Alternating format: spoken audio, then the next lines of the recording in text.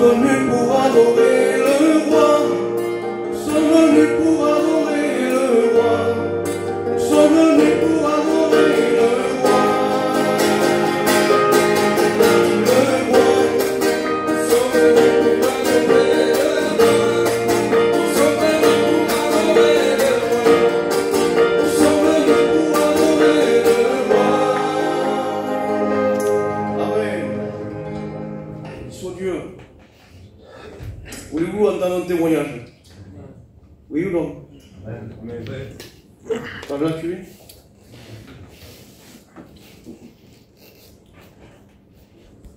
Je vais vous raconter comment j'ai rencontré le Seigneur.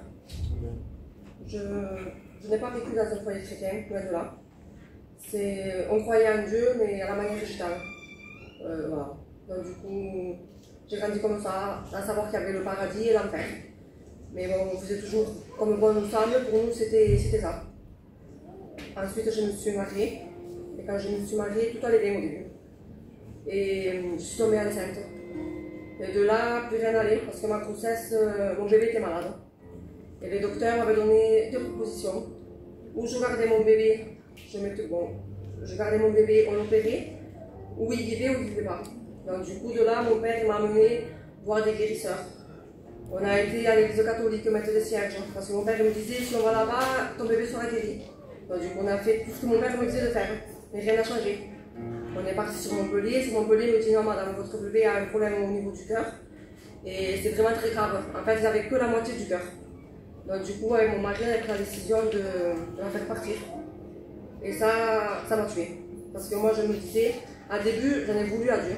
Parce que je disais, Seigneur, j'ai que 20 ans, et regarde par là où je me fais passer. Si vraiment tu existais, je ne passerai pas par là. Mais ça a été très vite dans ma tête. Parce qu'après, je me disais, Dieu ne t'a pas demandé de prendre ces médicaments. Tu les as pris parce que tu as voulu les prendre. N'accuse pas Dieu d'avoir fait quelque chose à ta place. Et de là, je tombais dans une dépression. Quand je sortais de chez moi, je rigolais au monde. Quand on me demandait tout va bien, je disais oui. Mais quand je rentrais chez moi, c'était des angoisses, c'était des pleurs. Je me tirais les cheveux, je me frappais. Mon mari était obligé de m'arrêter les mains. Et à chaque fois qu'il m'arrêtait les mains, je frappais à lui. Le soir, au moment d'aller au lit, je n'arrivais plus à dormir, je m'étouffais. Il fallait que j'ouvre la grande fenêtre et que je mette par la fenêtre pour pouvoir respirer parce que j'avais l'impression de mourir. Moi qui me disais je mérite l'enfer, au moment de dormir, je n'arrivais pas. Et je remercie le Seigneur parce qu'il a atterri mon mari à lui. Lui, il y allait avant moi. Et je voyais que lui, il changeait. Il chantait des cantiques, il avait cette paix en lui. Et moi, j'étais contente. Lui, je disais ben, merci Seigneur, si lui, il est bien. Mais moi, dans mon cœur, c'était je ne te mérite pas, Seigneur, je ne te veux pas. Et à chaque fois que je voyais mon cousin le pali, il m'harcelait pour que je puisse venir. Alors du coup, je lui ai dit, bon, pour lui faire plaisir, je vais venir une fois. Je suis venue une fois. Et de cela, je me suis dit, pourquoi tu viens pour ton cousin et pas pour ton mari, puisque lui est venu. Alors pendant un bon moment, j'apprenais une place. Je m'asseyais sur la chaise, pour moi c'était ma place. Voilà. J'écoutais, j'entendais. Mais pendant très longtemps, c'était comme ça. Jusqu'au jour où j'en avais marre. Marre de vivre une apparence, marre de vivre le bien dehors, et le chez moi, c'était tout l'inverse. Alors j'ai dit, Seigneur, si tu existes vraiment, si les gens que je vois dans la réunion, c'est vrai ce qu'ils ont, je veux te connaître. Et ça a été une réunion de jeunesse. Et ce jour-là, il n'y avait personne, mais personne. Et le serviteur, il ne voulait pas la faire, la réunion. Mais merci Seigneur, parce que pour une seule âme, le ciel est en fête. Et ce jour-là, c'était moi. La croix a été prêchée. La même croix que j'ai entendue plein de fois. Là, j'ai compris que Dieu est mort pour moi, mais qu'il est ressuscité pour me pardonner. Et ce jour-là, je me suis pardonnée de ce que j'avais fait, parce que pour moi, c'était grave ce que j'avais fait. Et depuis ce jour-là, je suis le Seigneur, avec des hauts et des bas, mais il est toujours là pour me relever, me fortifier. Que je vous bénisse. Amen, amen.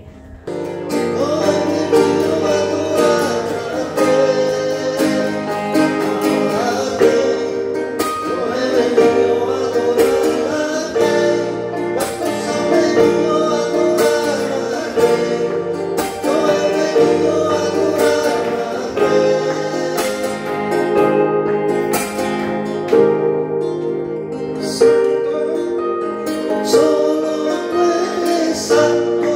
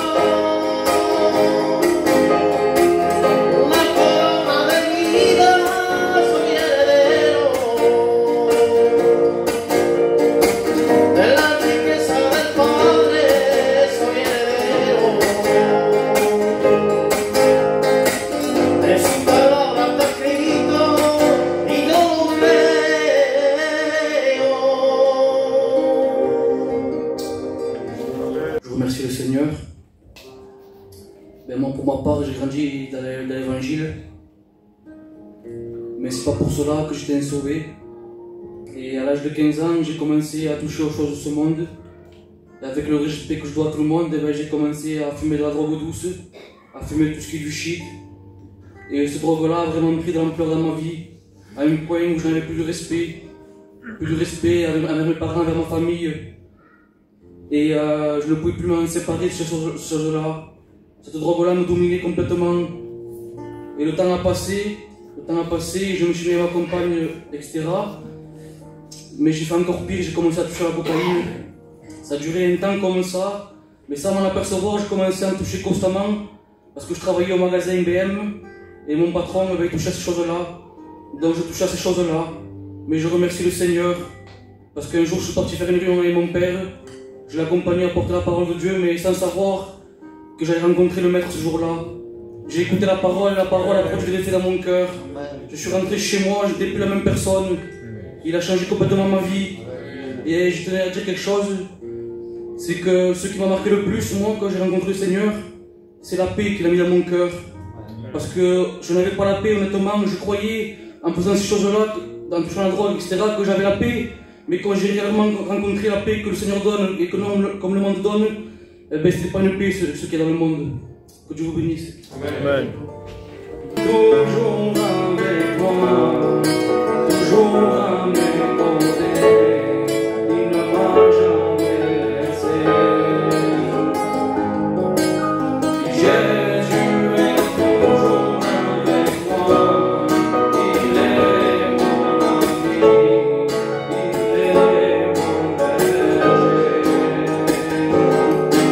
Et depuis que je l'ai rencontré, que je l'ai accepté, ma vie a été changée. Depuis que j'ai réalisé que lui seul pouvait m'aider, ma vie a été changée. Il a source de vie. Il a changé ma vie. Il a la vertu dans ta vie. Il a source de vie.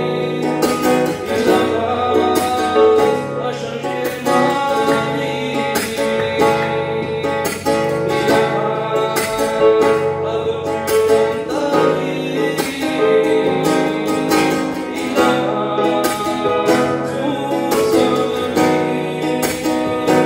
dans ta vie. Jésus est toujours avec moi, toujours à mes côtés, il ne m'a jamais laissé. Jésus est toujours avec moi, il est mon ami,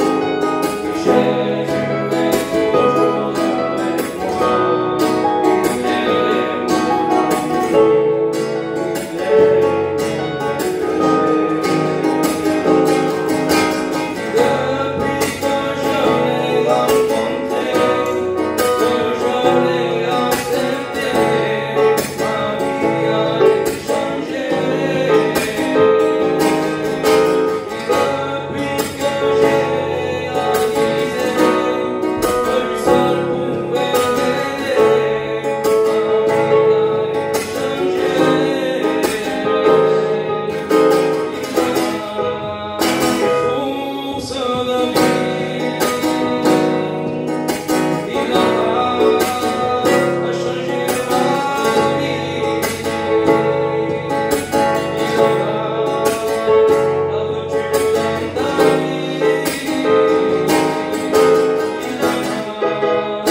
source de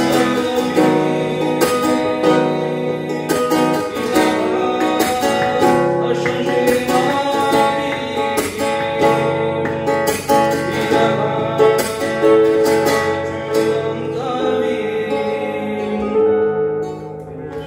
Tu es toujours avec moi, toujours à mes côtés, il ne m'a jamais laissé. Jésus est toujours avec moi, il est